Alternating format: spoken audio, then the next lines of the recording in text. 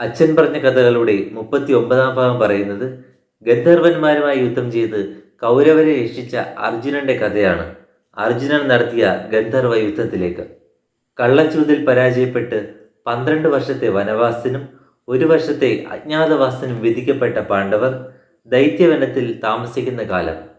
ഒരിക്കൽ ഒരു ബ്രാഹ്മണൻ പാണ്ഡവരെ കാണാനിടയായി. കാറ്റും വെയിലും മഴയും പൊടിയുമേറ്റ പാണ്ഡവർ അതീവ ക്ഷീണിതരായിരുന്നു. ദ്രൗപദിയാകട്ടെ 5 വീരന്മാരായ ഭർത്താക്കന്മാരുണ്ടായിട്ടും ഒരു ദരിദ്ര കുടുംബത്തിലെ സ്ത്രീയെപ്പോലെ കാണപ്പെട്ടു. ബ്രാഹ്മണൻ ഈ വിവരം നേരെ ഹസ്തിനപുരത്തേക്ക് ചെന്ന് ധൃതരാഷ്ട്രരെ അറിയിച്ചു. പാണ്ഡവരുടെ ഈ അവസ്ഥയ്ക്ക് താനും കാരണക്കാരനാണല്ലോ എന്നോർത്ത് ധൃതരാഷ്ട്രർക്ക് വിഷമം തോന്നി. ബ്രാഹ്മണന്റെ വാക്കുകൾ കേട്ട കർണൻ ഈ വിവരം നേരെ ദുര്യോധനെ അറിയിച്ചു. അങ്ങിവിടെ രാജകീയമായ സുഖസൗകര്യങ്ങൾ അനുഭവിക്കുമ്പോൾ അങ്ങയുടെ പ്രതിയോഗികൾ കാട്ടിൽ കിടന്ന് കഷ്ടപ്പെടുന്ന വിവരം അങ്ങ് അറിയുന്നുണ്ടോ എന്നായിരുന്നു ആ ചോദ്യം. ദുര്യോധനൻ ഇത് കേൾക്കുകയും അതീവ സന്തുഷ്ടനാവുകയും ചെയ്തു. വില്ലാളി വീരനായ അർജുനനും മറ്റ് പാണ്ഡവ സഹോദരന്മാരും ദ്രൗപദിയുമൊക്കെ മരവുരിയും മാൻതോലുമൊക്കെ അണിഞ്ഞു നടക്കുന്ന അവസ്ഥ തനിക്ക് നേരിൽ കാണണമെന്നും അതുപോലെ താൻ അനുഭവിക്കുന്ന രാജകീയ സൗകര്യങ്ങൾ എന്താണെന്ന് പാണ്ഡവരെ ബോധ്യപ്പെടുത്തണമെന്നും ദുര്യോധനൻ ആഗ്രഹിച്ചു.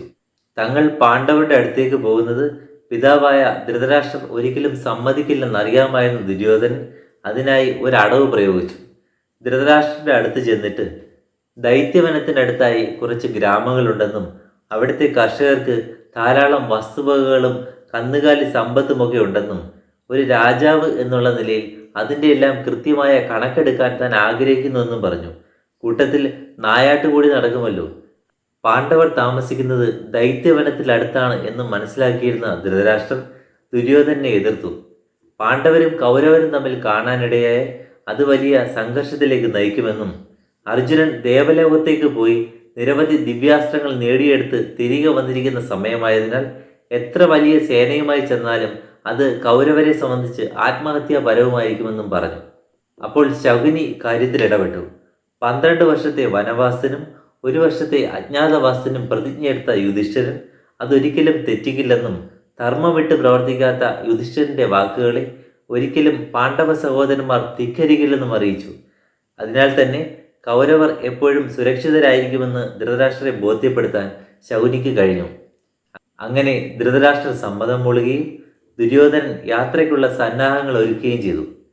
8000 രഥങ്ങൾ, 30,000 ആനകൾ, 9,000 കുതിരകൾ, 10,000 യോദ്ധാക്കൾ, അതുപോലെ കാളവണ്ടികളും കുതിരവണ്ടികളും വേറെ.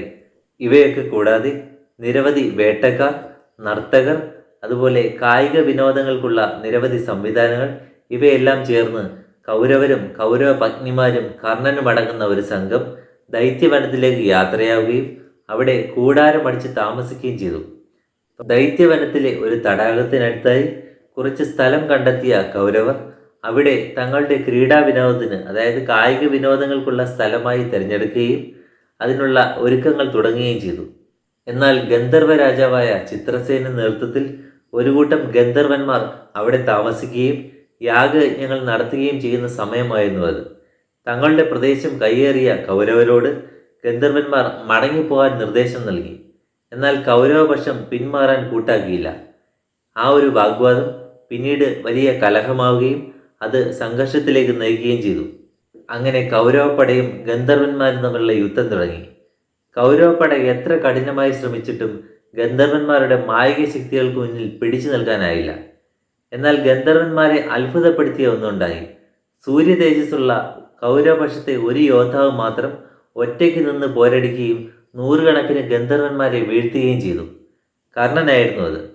കൗരവ സഹോദരന്മാർ സകലരും വീണിട്ടും ഒറ്റയ്ക്ക് നിന്ന് പോരാടുന്ന കർണനാണ് കൗരവപക്ഷത്തിൻ്റെ ശക്തിയെന്ന് ഗന്ധർവന്മാർക്ക് മനസ്സിലായി. അങ്ങനെ ഗന്ധർവന്മാർ ചുറ്റും കൂടി നിന്ന് കർണനെ ആക്രമിച്ചു. കൂട്ടത്തോടെയുള്ള ഗന്ധർവന്മാരുടെ ആക്രമണത്തെ കുറേ നേരം കർണൻ പ്രതിരോധിച്ചു നിന്നെങ്കിലും ഒടുവിൽ പിടിച്ചു നിൽക്കാൻ കഴിയില്ല എന്ന് കർണന് മനസ്സിലായി.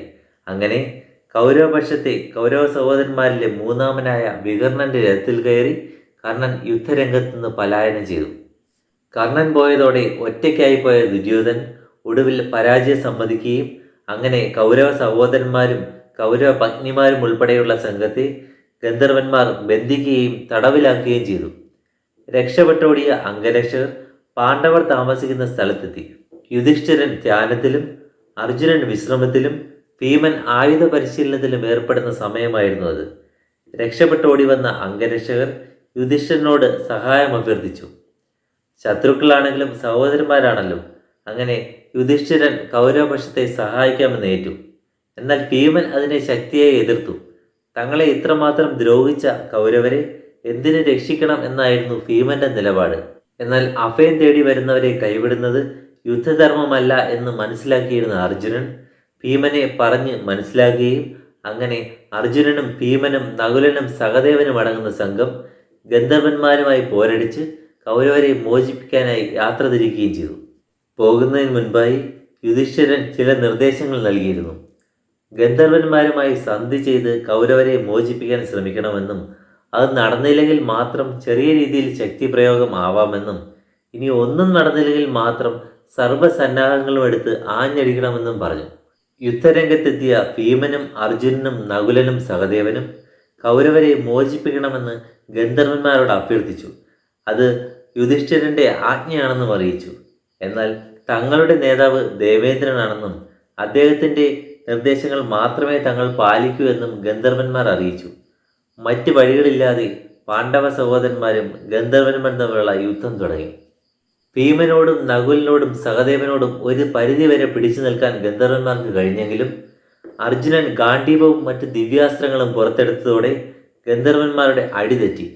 പിടിച്ചു നിൽക്കാൻ കഴിയില്ല എന്ന് മനസ്സിലാക്കിയ അവർ മായിക വിദ്യകൾ പ്രയോഗിക്കുകയും അതുവഴി ആകാശത്തിലേക്ക് ഉയരുകയും ചെയ്തു.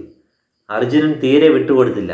ഒരു നിമിഷം കൊണ്ട് 10,000-കണക്കിന് അസ്ത്രങ്ങൾ ചെയ്ത അർജുനൻ തൻ്റെ അസ്ത്രവർഷം കൊണ്ട് ഒരു കൂടുണ്ടാക്കുകയും ആ കൂട്ടിൽ ഗന്ധർവന്മാരെ പെടുത്തുകയും ചെയ്തു. മറ്റ് വഴികളില്ലാതെ ഗന്ധർവ രാജാവായ ചിത്രസേനൻ തന്നെ അർജുനനെ എതിരിടാനെത്തി.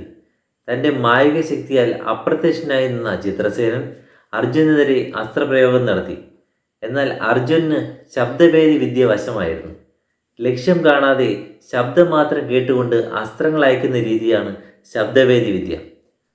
അർജുനന്റെ മുന്നിൽ അടവുകളൊന്നും ഫലിക്കില്ല എന്ന് മനസ്സിലാക്കിയ ചിത്രസേനൻ ഒടുവിൽ അർജുനന് മുന്നിൽ പ്രത്യക്ഷനാവുകയും താൻ ചിത്രസേനാണ്, അർജുനന്റെ സുഹൃത്തായ ചിത്രസേനാണെന്ന് അറിയിക്കുകയും ചെയ്തു. കൗരവരുടെ കുടിലതന്ത്രത്തെ തകർക്കാനും വേണ്ടി തങ്ങളെ ദേവേന്ദ്രൻ ഇങ്ങോട്ട് അയച്ചതാണെന്നും അതനുസരിച്ചിട്ടാണ് തങ്ങളിവിടെ എത്തിച്ചേർന്നതെന്നും ചിത്രസേനൻ അർജുനനോട് പറഞ്ഞു. അങ്ങനെ അർജുനനും ചിത്രസേനനും തങ്ങളുടെ സൗഹൃദം പുതുക്കുകയും അർജുനന്റെ നിർദ്ദേശപ്രകാരം കൗരവരെ ചിത്രസേനൻ വിട്ടു നൽകുകയും ചെയ്തു. അർജുനന്റെ ദയ കൊണ്ടാണ് തങ്ങൾ രക്ഷപ്പെട്ടത് എന്ന് മനസ്സിലാക്കിയ ദുര്യോധനൻ അപമാനഭാരത്താൽ ആത്മഹത്യക്ക് ശ്രമിച്ചു. എന്നാൽ ദുശാസനും കർണനും ദുര്യോധനെ അതിൽ നിന്ന് പിന്തിരിപ്പിച്ചു. പാണ്ഡവർ തങ്ങളുടെ പ്രജകളായതിനാൽ അവരുടെ കടമയാണ് തങ്ങളെ രക്ഷിക്കേണ്ടത് എന്നും അതിനാൽ അപമാനം തോന്നേണ്ട കാര്യമില്ലെന്നും കർണൻ ദുര്യോധനെ അറിയിച്ചു.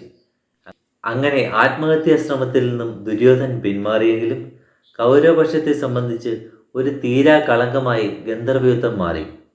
പാണ്ഡവപക്ഷത്തെ സംബന്ധിച്ചാണെങ്കിൽ അർജുനന്റെ കഴിവുകൾ എന്താണെന്ന് ലോകത്തിന് കാട്ടിക്കൊടുത്ത ഒന്നായി ഗന്ധർവയുദ്ധത്തെ അടയാളപ്പെടുത്തുകയും ചെയ്തു. ഇതാണ് ഗന്ധർവന്മാരോട് പോരടിച്ച് അർജുനൻ കൗരവപക്ഷത്തെ രക്ഷിച്ച കഥ. വീഡിയോ ഇഷ്ടമായെങ്കിൽ ലൈക്ക് ചെയ്യുക, അഭിപ്രായങ്ങൾ കമൻറ്റുകളായി രേഖപ്പെടുത്തുക. ആദ്യമായി വീഡിയോ കാണുന്നവർ സബ്സ്ക്രൈബ് ചെയ്യുക. ക്ഷമയോടെ കേട്ടിരുന്നതിന് നന്ദി. അച്ഛൻ പറഞ്ഞ കഥകളുടെ 40-ാം ഭാഗത്തിൽ കാണാം. Thank you.